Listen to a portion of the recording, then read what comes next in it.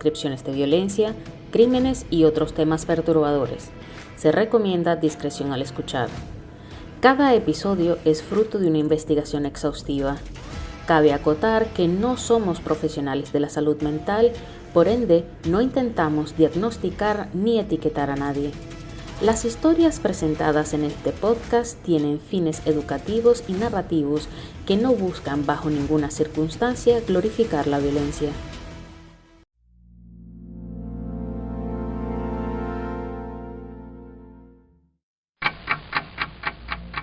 Un psiquiatra debería ser un refugio, alguien que escucha, que acompaña, que ayuda a sanar las heridas invisibles.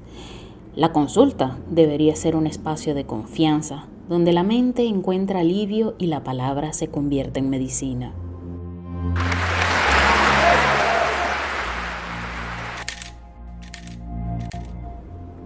Pero, detrás del diván, Edmundo Chirinos no era un sanador, era un depredador. Fue rector universitario, candidato presidencial, terapeuta de los poderosos. Su prestigio ocultaba un rostro siniestro. En 2008, la historia de Roxana Vargas, una estudiante de 19 años que soñaba con trabajar en televisión, reveló la verdadera cara de Chirinos. Su asesinato no solo sacudió a la opinión pública, sino que desnudó la impunidad de un hombre que se había presentado como eminencia.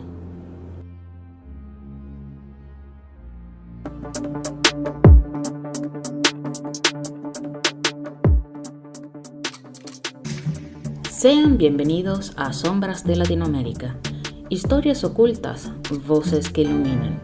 Soy Irina Prieto Maroa y en este podcast nos dedicamos a desentrañar los crímenes que han estremecido a nuestra región.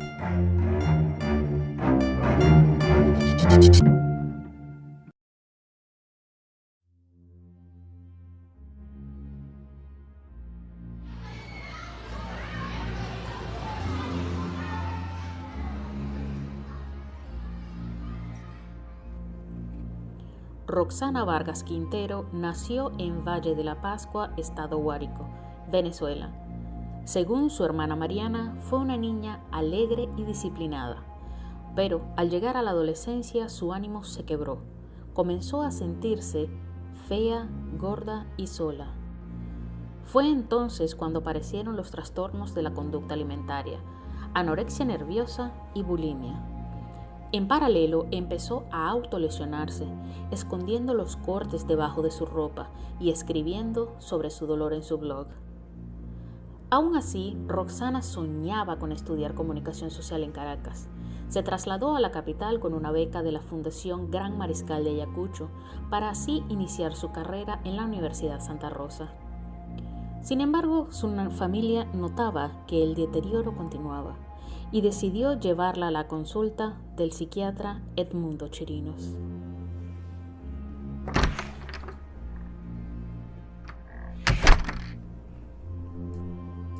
En 2007, Roxana comenzó tratamiento con el reconocido psiquiatra. Su madre lo recomendó, pues años atrás había sido su paciente. Chirinos diagnosticó a Roxana con esquizofrenia y le indicó unas curas de sueño. Pero tiempo después, Roxana confesó a su familia que había sido violada durante las sesiones. A pesar de los abusos, Roxana mantuvo una relación con Chirinos durante meses. Una relación tóxica que solo agravó sus problemas. La diferencia de edad y el poder que el psiquiatra tenía sobre ella la confundían aún más. En su blog, Roxana escribía sobre su relación sentimental con el psiquiatra. En sus últimas publicaciones admitía que se había vuelto dependiente de él. La falta de autoestima y las carencias emocionales la llevaron a enamorarse de Chirinos.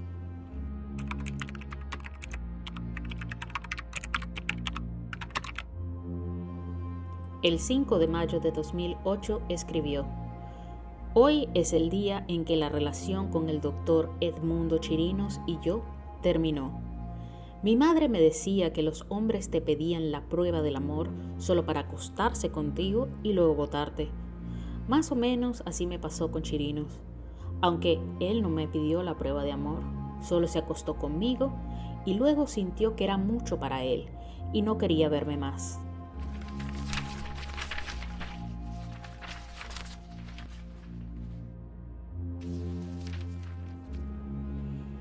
La teoría de las actividades cotidianas planteada por Lawrence Cohen y Marcus Felsen sostiene que el crimen ocurre cuando un agresor motivado encuentra una víctima adecuada sin guardianes presentes. Roxana Vargas era una estudiante joven, vulnerable, buscando ayuda. Chirinos estaba motivado y fue oportunista. En el silencio de su oficina, sin supervisión, consumó el crimen que conmocionó a toda Venezuela.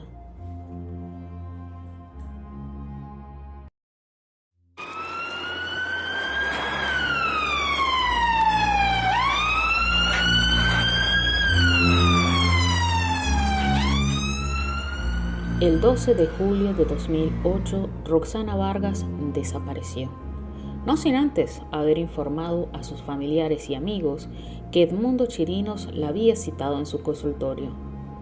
A partir de las 6 de la tarde de ese día no hubo más contacto con ella, por lo que su madre, Ana Teresa Quintero, denunció formalmente su desaparición al día siguiente. Pero el 14 de julio, el cuerpo de una joven fue hallado en un terreno baldío de Parque Caíza, en la autopista Caracas-Guarenas. La descripción aportada por su madre al momento de la denuncia coincidía con las características del cadáver encontrado. El fiscal encargado de la investigación, Zair Mundaraay, presentó a los familiares las prendas recuperadas en la escena. Estos dolorosamente confirmaron que pertenecían a Roxana Vargas. Una vez confirmada su identidad, la necropsia reveló la brutalidad del ataque. 7 fracturas premortem en la cabeza.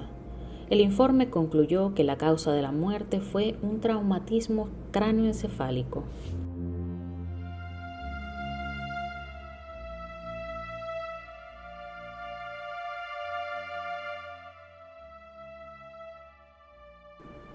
El criminólogo Nils Christie habló de la víctima ideal, una persona joven, inocente, respetable, que es dañada por un extraño poderoso. Roxana Vargas encarnaba ese perfil. Su muerte sacudió a Venezuela, dado que representaba una imagen que la sociedad no podía ignorar. Era todo lo que una víctima ideal debía ser. Y aún así, hizo falta su muerte para que la verdad se escuchara. Incluso en un país acostumbrado a la violencia, el caso de Roxana provocó una conmoción que atravesó fronteras. Además, dejó al descubierto la impunidad de un hombre que era considerado una eminencia.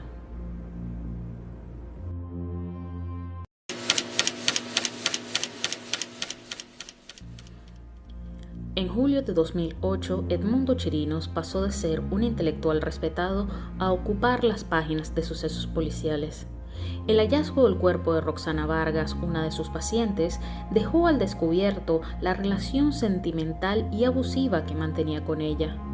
Durante la investigación, Chirinos negó con vehemencia las acusaciones.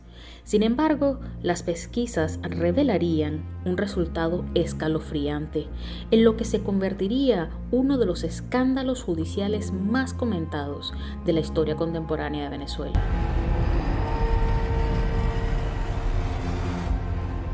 La teoría psicodinámica, desarrollada por Sigmund Freud y ampliada por Erik Erikson y August Acorn, sostiene que el comportamiento humano está moldeado por el inconsciente y las experiencias tempranas de la infancia. Los conflictos no resueltos o traumas pueden manifestarse en la adultez como conductas desadaptativas, incluyendo la criminalidad. Los mecanismos de defensa, negación, proyección y racionalización permiten justificar o encubrir acciones dañinas. Chirinos reinterpretaba el abuso como amor, la terapia como intimidad. Eran defensas que ocultaban un yo frágil. La teoría psicodinámica explica no solo qué hizo Chirinos, sino por qué. Sus crímenes no fueron aleatorios, sino expresiones de conflictos internos no resueltos, disfrazados bajo el prestigio académico y político.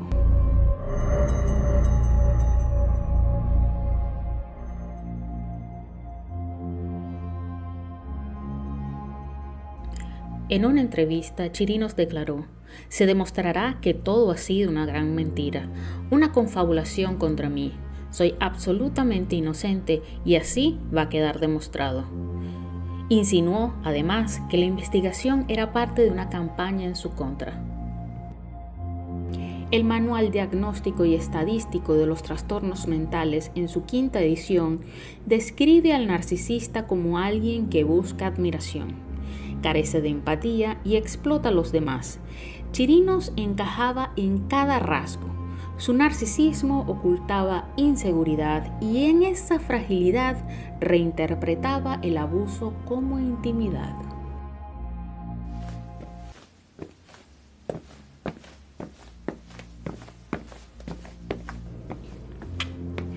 Edmundo Chirinos parecía una figura intocable.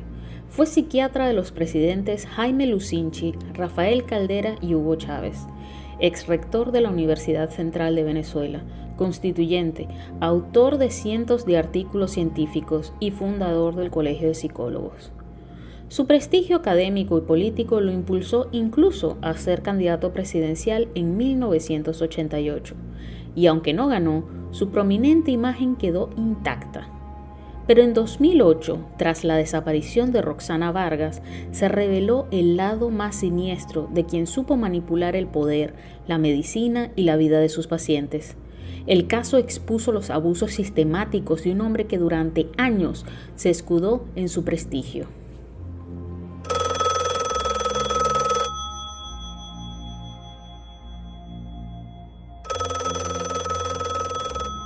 Entre las pruebas recabadas por el Cuerpo de Investigaciones Científicas Penales y Criminalísticas, 6CPC, estaban las llamadas que Chirinos hizo varias veces a Roxana el día de su desaparición, además de los testimonios de amigos que confirmaron que ella tenía cita con el terapeuta.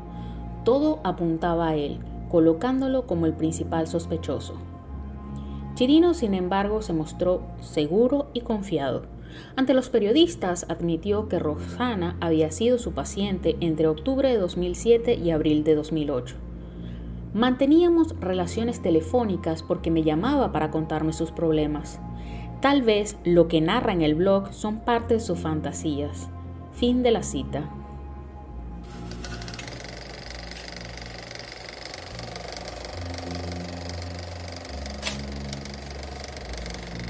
El criminólogo John Hagan nos recuerda que el poder en la familia refleja el poder en la sociedad.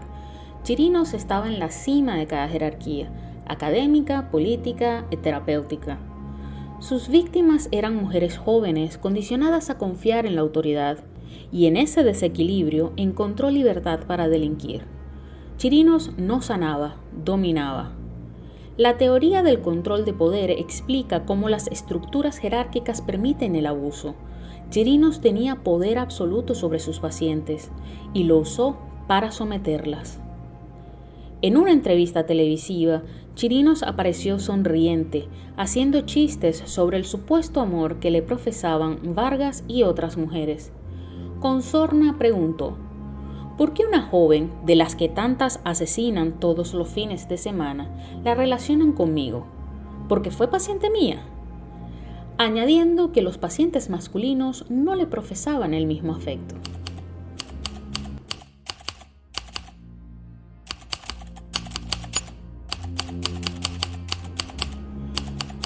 A las llamadas que Chirinos hizo a Roxana el día de su desaparición se sumaron otras pruebas determinantes.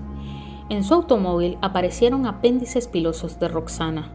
En otro vehículo, también de su propiedad, se detectaron rastros de ADN de la víctima, los cuales fueron contaminados con papaya o mango para interferir con la prueba de luminol.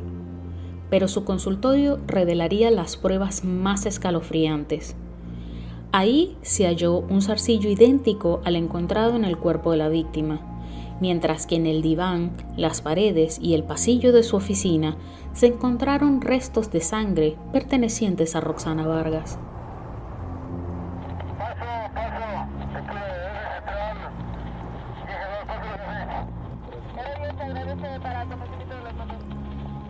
En una ocasión, Chirinos declaró con arrogancia: "No hay pruebas de que yo haya hecho daño.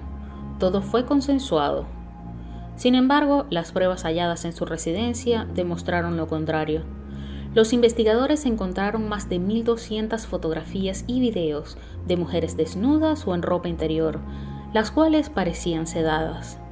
Entre estas, 3 imágenes eran de Roxana. La investigación reveló que durante las terapias, Chirinos sedaba a sus pacientes, las violaba y además las fotografiaba en aquel estado de absoluta indefensión.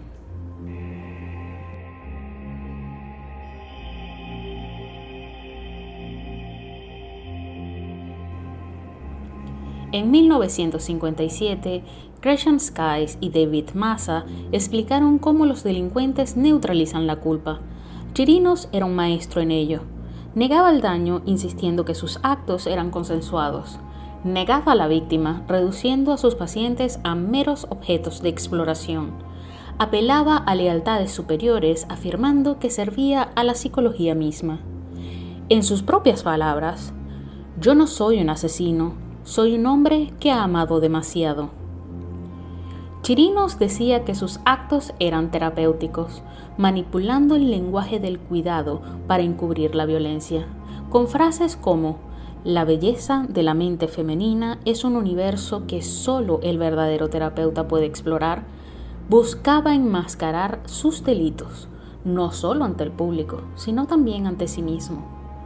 El lente de la neutralización nos muestra cómo Chirinos intentó transformar el crimen en discurso, la violencia en amor y el abuso en terapia, pero la evidencia lo desnudó.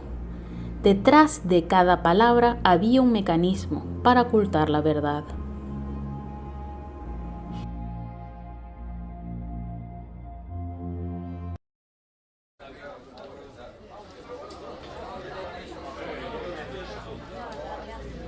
Con 71 años, Edmundo Chirinos fue detenido en agosto de 2008, en calidad de imputado por la muerte de Roxana Vargas. Un tribunal de control del área metropolitana de Caracas ordenó su detención domiciliaria y la prohibición de salida del país. Durante el juicio se mencionaron 14 casos de mujeres que habían sido violadas por Chirinos mientras estaban sedadas en sus consultas. En septiembre de 2010, el Tribunal Quinto de Juicio del Circuito Judicial Penal del Área Metropolitana de Caracas lo sentenció a 20 años de prisión por homicidio y violación. Su lugar de reclusión fue el centro penitenciario conocido como Yare 3. Además, el tribunal lo inhabilitó para ejercer la psiquiatría y le negó la posibilidad de cumplir condena en su casa, pese a que el artículo 75 del Código Penal venezolano establece que para mayores de 70 años, la pena de presidio puede sustituirse por arresto domiciliario de hasta 4 años.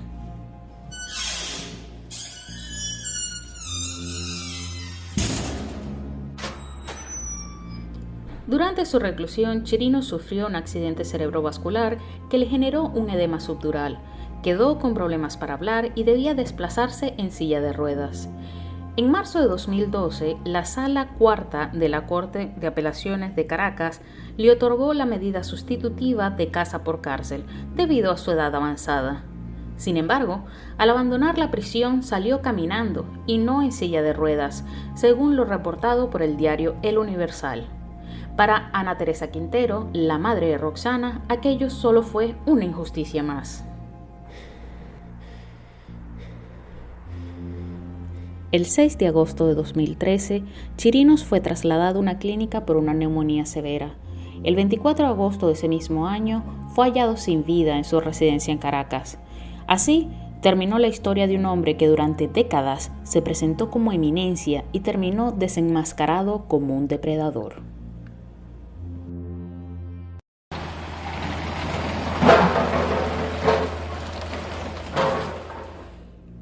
El consultorio donde fue asesinada Roxana estuvo abandonado por muchos años, hasta que los propietarios de la clínica Méndez Jimón lo compraron para ampliar sus instalaciones. Pero la memoria no se borra con pintura nueva ni con paredes remodeladas. Cada ladrillo sigue cargando el peso de lo que sucedió. Es la paradoja de los lugares. Pueden transformarse, pero nunca olvidar.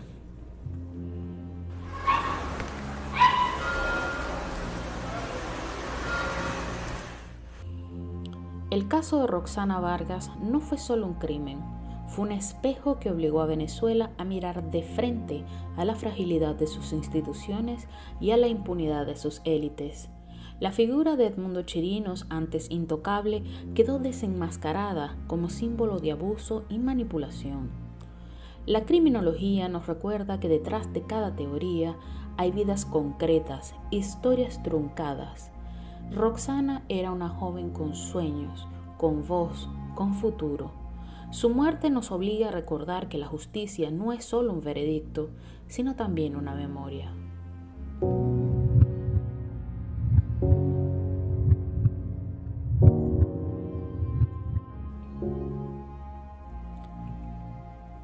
Hoy el nombre de Roxana sigue resonando como advertencia, como legado, porque la memoria colectiva es también un acto de resistencia. Recordar para que no se repita, narrar para que no se silencie y exigir justicia incluso cuando el verdugo ya no está.